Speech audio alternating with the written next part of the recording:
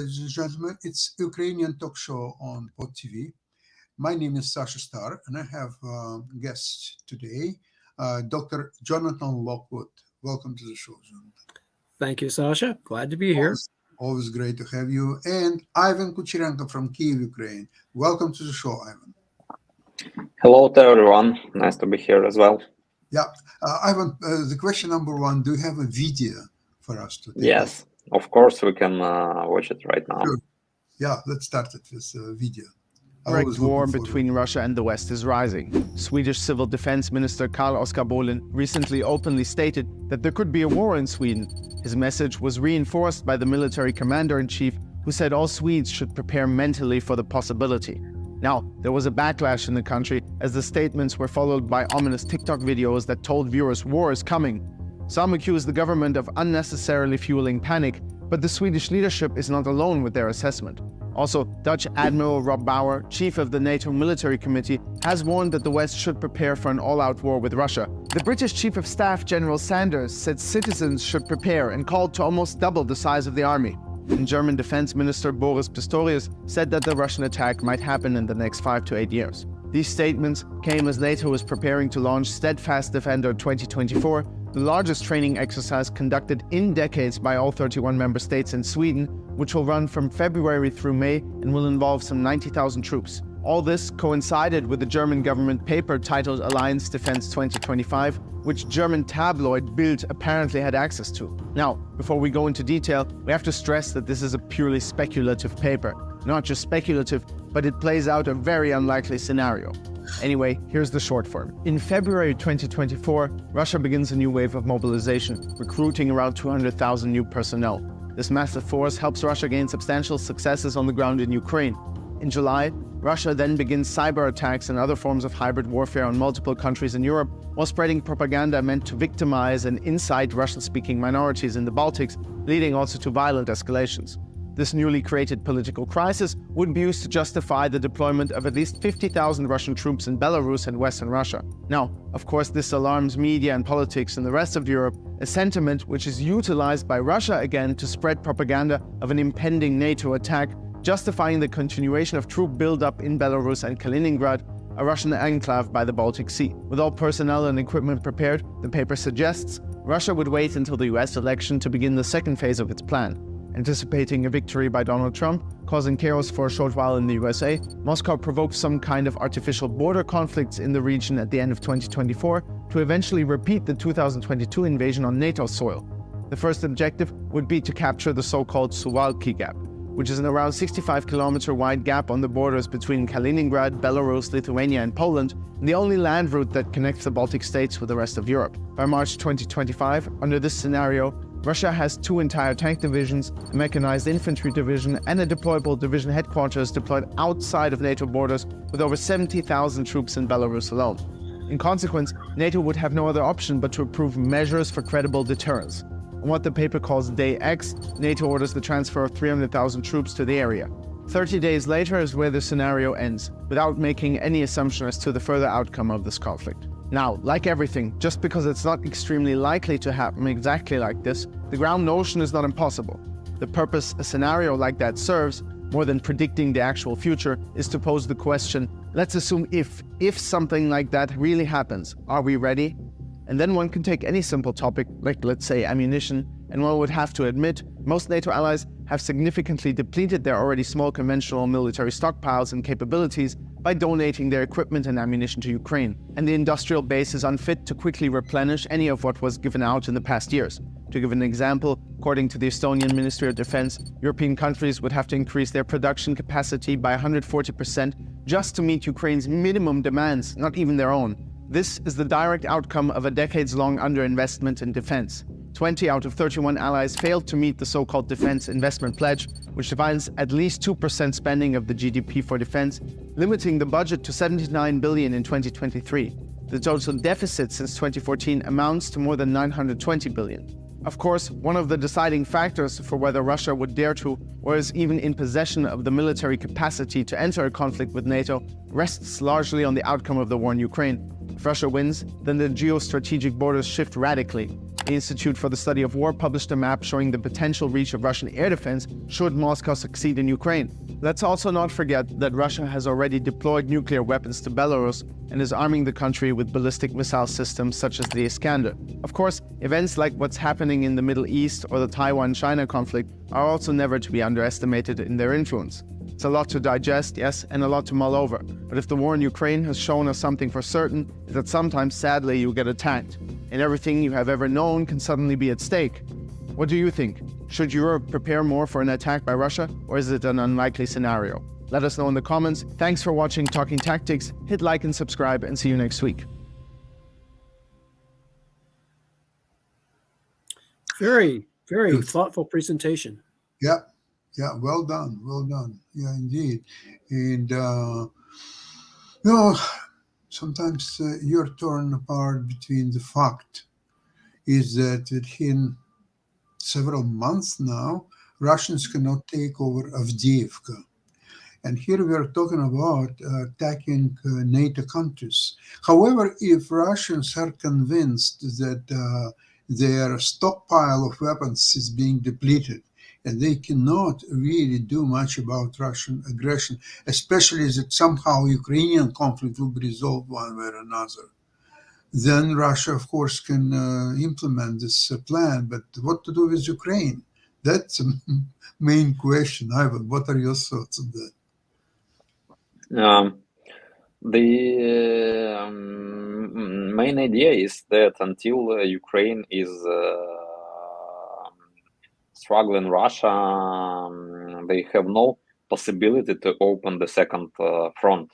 Obviously, because Sasha, you're right, they can take a small Ukrainian city in the east for several months, and they're sending more and more human waves there. They're using and trying to find all possible directions to get there, using the water pipes, the water clearance systems, and seen these videos when some Russian former prisoners, which they mobilized, they're just climbing for several kilometers via those pipes to get into Ukrainian positions and trying to some way fortify there and all that stuff. So from one point, for Europe, for Western countries, it's profitable to make Ukraine struggling with Russia as long as possible, because this gives time for them to prepare, hopefully, to prepare for the upcoming conflict with Russia. From our other point, we actually can't understand, and we can't discover, while Russia is preparing and stockpiling their own weapons, and whether they will be able to open that second front and to increase the stakes and to attack the Baltic countries. And my idea is that this war should be stopped as soon as possible. This war should be stopped only on conditions when Ukraine wins and when Russia loses, because on that conditions, probably the Russian society, the Russian elites, the Russian oligarchs, they will ask questions: why we lose this war? Why? What shall we do with the peaceful agreement? What shall we do with upcoming reparations to Ukraine and compensations to Ukraine? Because they will be a part of this peaceful agreement, because without them, no peaceful agreement with Russia is possible. They should pay for their crimes, for the for the destroying the security of the world, actually, and Russia should pay for that. And hopefully, when they will face this situation, then those internal processes in Russia at least will be gone. Yesterday I've heard a really interesting interview of Valery Pekar. He's one of the Ukrainian economists, and he's a professor in Kyiv-Mogila Business School, one of the most trustable and one of the most well-known business schools in Ukraine. And he in this interview he touched the point that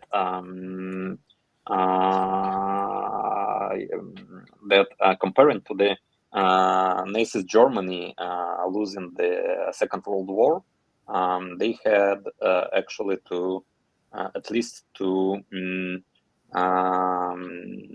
confess all their crimes during the Second World War, and Russians, but that was possible only because Germany was completely defeated and occupied by the Allies. They had possibility to show Germans the truth, to move, to take them to the concentration camps, to make them rebury the victims of the Nazi Germany, to show them actually the evidences. We will not have such possibility to occupy, to defeat Russia. Occupy it's impossible because Russia is too big. It will be the mistake which Russia actually faced in Ukraine, because for occupying Ukraine they had pretty more resources than they've collected for this invasion, gathered for this invasion. And another way for Russians, so it will not be possible for Russians to confess, but Russians, they will face the consequences of their loss in this war, and in order to not to accept it, it will be easier for them to change their citizenship. In future, there will be no Russians. There will be Moldovians, Tatars, citizens of St. Petersburg Republic, probably, or citizens of Moscovia. And you already face it when you see that in business society, there is no Russians. There are Kazakh businessmen which got their education in Western countries. They are already changing their citizenship in business society. There is no Russian entrepreneurs because Russians becoming toxic, and in future this will cause to more and more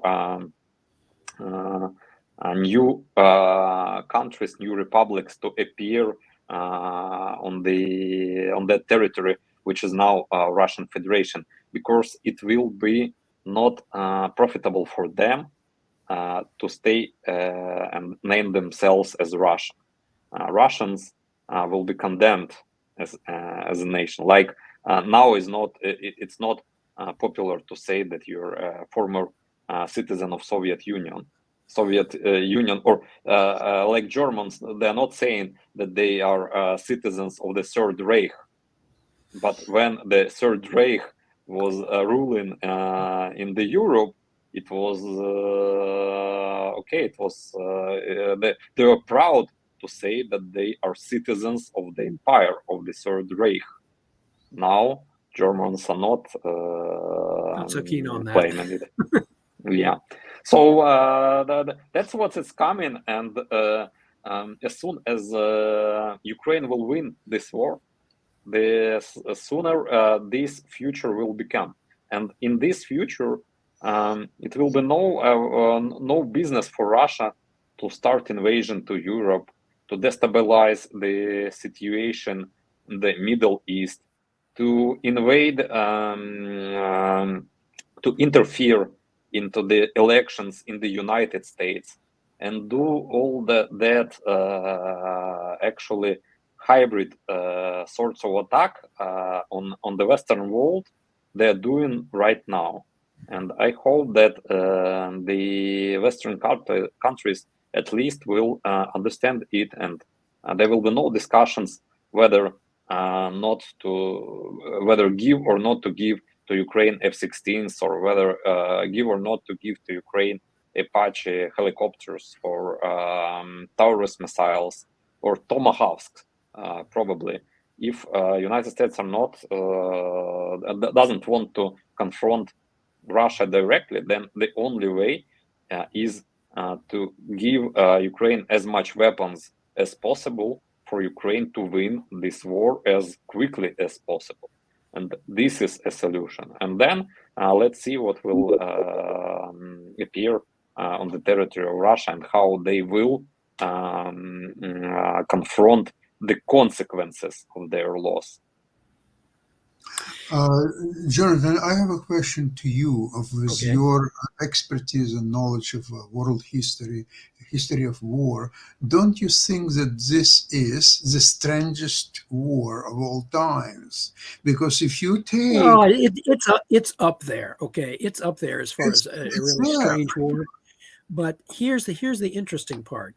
I absolutely agree with what Ivan is saying about the necessity to first win this war, and that then once the war is won, if that he foresees a period where Russia will begin to disintegrate into various nation states by being contained.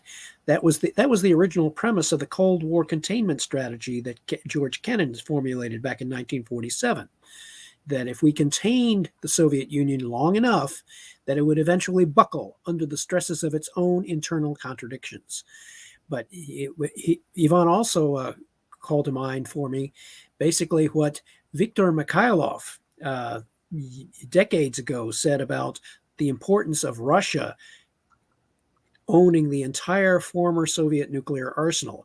He remarked that all peoples in the Russian Federation contributed to it, and that, in effect, that the Russian nuclear forces, it was one of the forces cementing the Federation.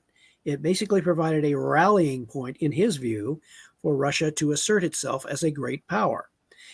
Nuclear weapons are much more important to the Russian leadership than the comparable nuclear forces would be to other Western powers, including the United States. I mean, we have quite a respectable nuclear arsenal, but it's not the reason we're considered a great power. I mean, it is one of them, but we have more than one arrow in our quiver, so to speak. And so that is why I have been recommending that in previous iterations of this program, that what NATO's true long-term response should be post-war, to ensure that Russia is not only contained but eventually disintegrates, is to utilize American technology in cooperation with NATO allies to neutralize the one thing that Russia considers makes it a great power: neutralize their nuclear missile arsenal with a global ballistic missile defense system, with an upgraded space force, aided by NATO allies manning that space fleet, as the centerpiece of a global ballistic missile defense force. Once you have that in place, and you're building that in place, and you're not building more nuclear weapons, that's a complete waste of time. You neutralize the nuclear weapons that exist, and that in turn will neutralize not only Russia's nuclear arsenal, but China, North Korea, Iran. It all falls into place with strategic stability. Go ahead.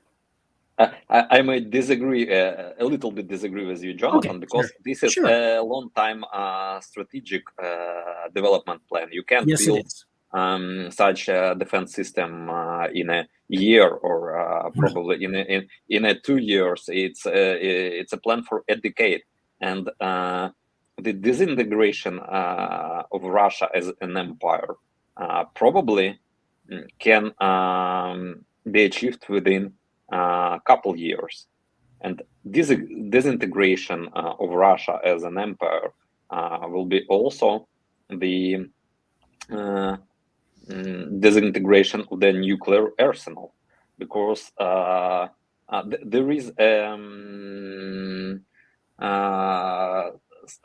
sometimes United States, NATO considers it to be a great threat that the Russian nuclear arsenal will just spread, will be uncontrolled and spread across the multiple countries or multiple gangs probably, or something that will appear. But it's not true, because the disintegration of Russia will be disintegration of Russian Federation by its subjects, by the conquered states which are parts of Russian Federation. And actually it started in 1917 with the end of the Russian Empire, when they lost Finland, when they lost Baltic states, when they lost Poland, which were the parts of the Russian Empire. Then they, during the Second World War, Soviet Union tried to reclaim back Finland, by they were unsuccessful. During the Winter War, they successfully occupied Baltic states. They've occupied Poland by joining it to the Warsaw Bloc, and after the end of the Soviet Union in 1991, they at least lost again Baltic states, Poland, and Poland and Baltic states became the part of the NATO. And at that time, probably the leadership of the United States, of the NATO, they were also afraid of that collapse of the Soviet Union, that the Soviet nuclear arsenal and the nuclear weapons will be spread without any control. That was probably why one of the reasons why Ronald Reagan came to George Bush Sr. came to Kiev, and his famous Chicken Kiev speech, when he was begging the leadership of the Ukraine not to stay as a part of the Soviet Union, because they were afraid that the Ukrainian nuclear arsenal will be out of control. And nothing criminal happened. Ukraine started to develop as an independent country. Ukraine was managed to give up our nuclear arsenal, because the security guarantees which were given to Ukraine under the Budapest Memorandum were only one part of that agreement. Another part was the international recognition of the Ukraine as independent country. Another part was a financial help to Ukraine. And all those new countries which will appear on from the present Russian Empire, Russian Federation, they will face the same issues. They will give up their nuclear arsenal in exchange of financial help, because probably they will require it as well. They will require the international, the proof from the international society to join the United Nations organization and all that stuff. And it's not so scary as it seems that some like you see in the science fiction movies or in some blockbusters, when multiple gangs or some kind of criminal leaders just appear on the area of Russia, steal those nuclear weapons, and starting to blackmail the United States or some other country that they will issue some kind of terroristic acts, etc. It's also all bullshit. These nuclear arsenals, they will be controlled by the local elites, by the local leadership.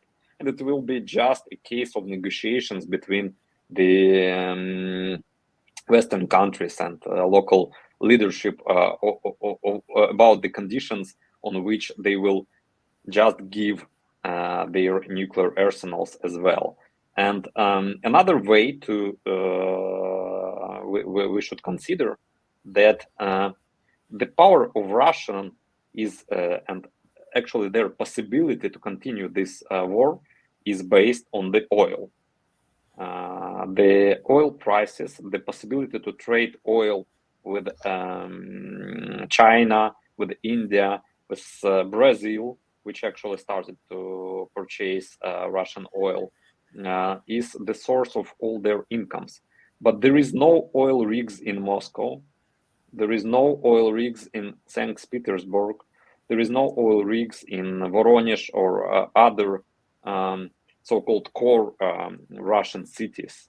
All oil rigs are in Siberia, in Buryatia, which hopefully at least will become independent states, and they will be able to invest the incomes which they will achieve by trading the oil into their own infrastructure, into their own projects, to become probably the second United Arab Emirates, and at least will not spend these incomes which they will get by trading the oil to war and to destabilizing the situation in the world. They will be busy by building their own economy, by building their own states, like Ukraine was busy during the past 30 years when we get our independence from the Soviet Union.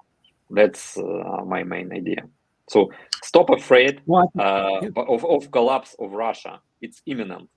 Russian Federation, Modern Russian Empire will be collapsed sooner or later. I agree. And for all good of us, the sooner it will collapse, it's better. Well, I'm counting on the ability of the Ukrainians to integrate all of these various, shall we say, gifts that they are being given from various NATO allies on the United States, from in a very circuitous fashion. It's not very pretty to look at if you're into organization and a coherent, organized strategy. But then again, the Western allies did not anticipate this situation exactly. It's basically an ad hoc response to a unique situation. But they all collectively recognize that defeating Russia in its Ukrainian war is paramount, and so therefore much depends upon the skill of the Ukrainian military and political leadership to integrate all of the assets that they are being given into a coherent response and deliver a decisive operational counterstrike that results in a clear, visible, unmistakable military defeat for Russian forces. And the most likely candidate for that, as I've been contending, is the severance of Russia from Crimea. Cut off the operational and logistical link. Then the Ukrainians can pivot and redistribute their forces and mount a successful counteroffensive, as they eventually will be gaining air superiority over Ukraine and over the Russian border. And once that occurs, then the defeat of the Russian forces and the Russian offensive is pretty much assured. Excellent, Jonathan. Totally agree with you. And hopefully it will happen in very near future because Ukraine very skillfully preserved its army. It's in excellent shape. It's ready to resume its attack on Russians probably in the next couple of months. And I cannot finish the program without touching the issue of General Zaluzhny, because it's right all in the open in all the media, in Western media and not so Western media, and we cannot be just mum about with it. I think that the fact remains that Zaluzhny is extremely popular in the army and among Ukrainian people. I think that Perhaps there are some disagreements about the strategy between him and Zelensky. And as we know, Zelensky is very heavily influenced by people around him, especially like people like Yermak and others. And I think right now situation is getting a little bit stabilized about this. He said that he wants to now not just dismiss Zaluzhny, but several other officials, that it's a necessary rotation of a government, and Zaluzhny just is a part of it. But I think he's backpedaling right now, and we'll see. We'll see how it will develop in the near future. With that, I would like to thank you very much for today's program, and we'll see you on Friday, same place, same time. Slava Ukraini! Героям